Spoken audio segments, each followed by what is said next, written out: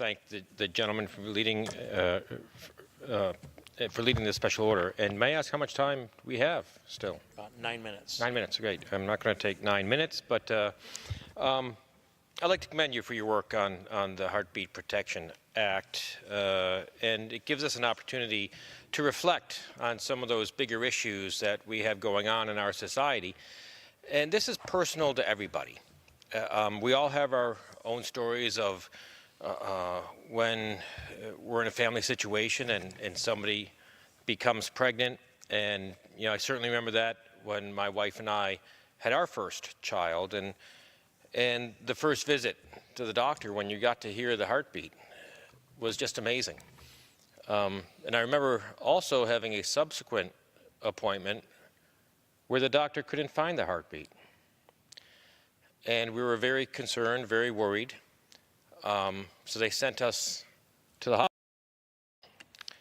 hospital. They wanted us to have another test, and the hospital, it's a small town we were in, the hospital was where they had the sonogram. And so my wife and I were praying all the way, please let this baby be okay. Well, we got to the hospital, and the technician did a sonogram, and lo and behold, we saw the baby, we saw the beating heart, and we were just in awe at this new human life. You know, mothers and fathers are forever changed when they first hear that heartbeat. That tiny pulse that reinforces the big and beautiful reality of a precious human life. Mr. Speaker, that's why I rise in support of H.R. 490, the Heartbeat Protection Act. As a lawmaker, I took an oath to our Constitution to protect the constitutional rights of all Americans. That's why I'm co-sponsoring this bill. This legislation protects a preborn baby's life when his or her heartbeat is detected. And a heartbeat is a very basic sign of life. The pulse represents a unique person with inherent dignity and natural, human, and constitutional rights that extend throughout the continuum of life from conception until natural death. And where do these rights come from? The founders who signed the Declaration knew, for the Declaration itself says, we hold these truths to be self-evident, that all men are created equal and that they are endowed by their Creator with certain inalienable rights. It's just interesting, Mr. Speaker, because the first inalienable right that's identified is the right to life. You know who else knew? It's President Kennedy. President Kennedy reminded us in a different context, in the struggle against atheistic totalitarian communism, he said these words: the same revolutionary beliefs for which our forebears fought are still at issue around the globe. The belief that the rights of man come not from the generosity of the state, but from the hand of God.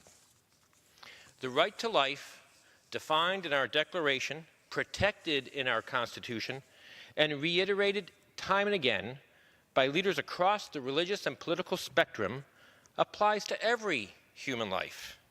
And it's easy to see who's human if you look. 26 years ago, the late Governor Bob Casey of Pennsylvania and others, including Sergeant Shriver and Eunice Kennedy Shriver, signed onto a statement regarding abortion as true today as when it was published. Under the section of that document that was titled, "Without a Doubt a Human Life," Governor Casey and his co-authors observed, from the beginning, each human embryo has its own unique genetic identity. 3.5 weeks after conception, its heart starts beating. At 6 weeks, brain activity can be detected. At the end of 2 months, the limbs, fingers, toes are complete.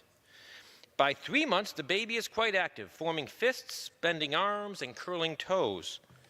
At 4 months, vocal cords, eyelashes, teeth buds, fingernails, and toenails are all present. By 5 months, the baby is sucking its thumb, punching, kicking, and going through the motions of crying. By 6 months, it responds to light and sound and can recognize its mother's voice. Advocates of unrestricted abortion, the statement went on, do not want the public to focus on these undeniable facts of fetal development. But the facts cannot be ignored. They make plain that abortion is a violent act not against potential life, but against a living, growing human being, a life with potential. Governor Casey subscribed to that belief. Mr. Speaker, let's be clear. Intentionally stopping a heartbeat is not health care. H.R. 490 recognizes what science has already affirmed, that there is a baby growing in her mother's womb, one with her own distinct heartbeat. Therefore, we have an obligation to protect the most vulnerable among us, to defend the defenseless. How can our country continue to flourish and claim itself as a champion of human rights when we allow our society to rid ourselves of our own future generations? That is why I came to the floor today to urge support for the Heartbeat Protection Act, to give our country a chance to reflect on some of the deeper questions and deeper values, to walk in solidarity with one another when one encounters a difficult situation, to stand in each other's shoes with empathy. I urge my colleagues to support this legislation. And I again thank the gentleman from Iowa, and I yield back.